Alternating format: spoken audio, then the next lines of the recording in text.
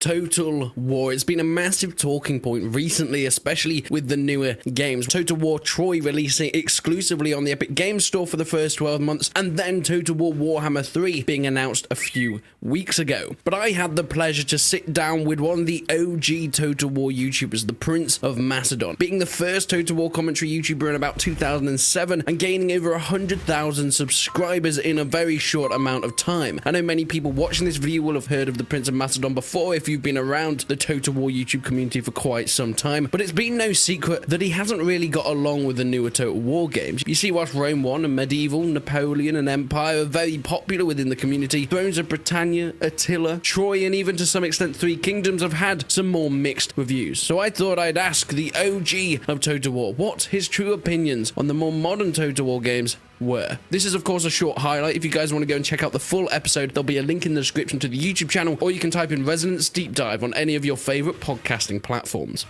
I want to talk to you a little bit about the future of, or at least the modern day Total Wars, because I mean it's no secret that you've sort of stayed with the older ones.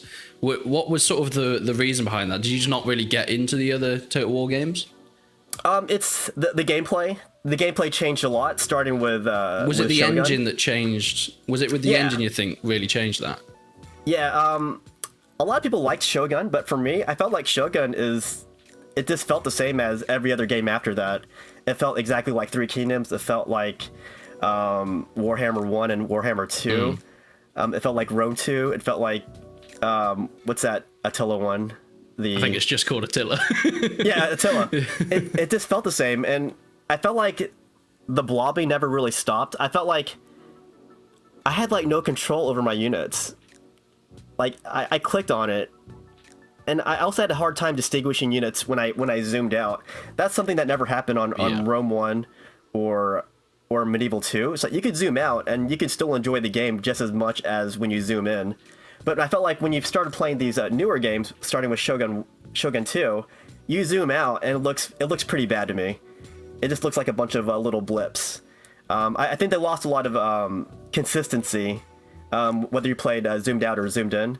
But yeah, unit control was different. It was a lot different. I know some people like that, but for someone who's played Rome 1 religiously and Medieval 2, it's just a completely different gameplay experience. And you don't get that same unit control as you do with the other games. Plus, the maps in the newer games are like 20 times smaller than the multiplayer maps in Rome 1. I remember, like, especially it was always a weird thing for me why they took Free for All out, because that was like one of those were, I think, some of your highest videos, because they had like the best ones to watch, especially like a scored resolution free for all where you have like 1 or 2 units and it would just be trying to pick which battles you go into and which ones not, and then all of a sudden they just took out free for all. And I think those big large landscapes you'd fight across had something to do with it, because the battles just went, okay, it's 1v1 now, and you can sometimes do 2v2s, but that's about it. They did bring free for all back for Warhammer 2, but I think that was definitely something they missed. Yeah, I was lobbying for the free-for-all to come back for the longest time. You know, I would talk directly to these, to the CA, like, in person. And go, hey, we need to bring it back, we need to bring it back, we need to bring it back. Honestly, a lot of people who worked on these newer games, they never even played Rome 1 or Medieval 2. I even asked them, and they're like, oh, I never actually tried it. What is free-for-all? And that really surprised me. When about was this? If you watch my videos, anytime I went to those events, whether it be in San Francisco or Europe, every time I went to those events and saw them, I always asked them about free for all. And I think there might have been a few times where I caught that on video. I don't remember if I did or not. But when they finally brought it back, they didn't really look at how they did it in the past with like Rome 1 and Medieval 2. They had bigger maps back then, and when they brought it back for Warhammer 2, they start all the factions right next to each other. It's like, if you do that, it's just going to be a big, meat grinder. It's like there's one of no the best reason... things was having like the pizza wedges around, so everyone against each other. And yeah, that was one of the best parts of Rome 1, I think.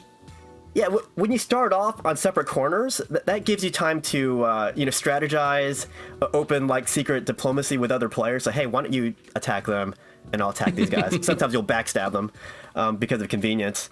But yeah, with those early free-for-all games for Medieval 1 or Medieval 2 and Rome 1, you know, it's kind of like Game of Thrones. You can have these political discussions with other players, but when they brought it back for Warhammer 2, it felt really rushed, and all the players are right next to each other. There's no reason to strategize. You're just gonna rush in there and just start attacking it. It was very thoughtless to me.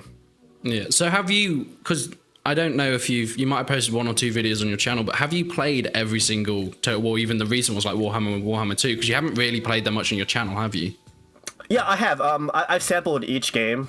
I even sampled Troy. I sampled Three Kingdoms. What did you think of Troy? It's just the same gameplay as Shogun 1 for me. I had so much, blah. like, when I saw it, I was like, this feels like we're going back to Rome 1, Rome 2, but then playing it, it was the heroes. The heroes for me sort of took it away from being what it could have been. I don't know how you felt about Troy, really. I mean, I love the idea of putting heroes in it, but for me, it's the gameplay that held it back. Like, they could implement heroes. They could have implemented heroes in Rome 1, and that would have been cool. It's just the way they went about doing it. And also, again, the gameplay. The gameplay, it just kills it for me. Like, I would still play these games and have fun with it, but for me, they don't hold a candle to Rome 1 and Medieval 2. Not even Napoleon Total War. That's my opinion, though. But I have sampled every game. Have you even played like Three Kingdoms and stuff like that? Because that was when they added in the heroes. So how would you think they could do the heroes in like a way that it works? Because it kind of, I don't know, when it gets to the point where you've got one guy that can take out like 2 units on their own, I feel like that completely changes the tide of, or at least the way that battles work anyway. Well, for that, you could go back to the way they implemented the historical figures in Napoleon. Like, they weren't super powered at all. In fact, they cost even more money, and they were so fragile. And all they could do was rally your units, and that's all they could do. They couldn't like shoot, you know, laser beams out their eyes or anything like that. So maybe for a historical game, make him a lot more underpowered, unless there's someone like Alexander the Great who actually fought his battles.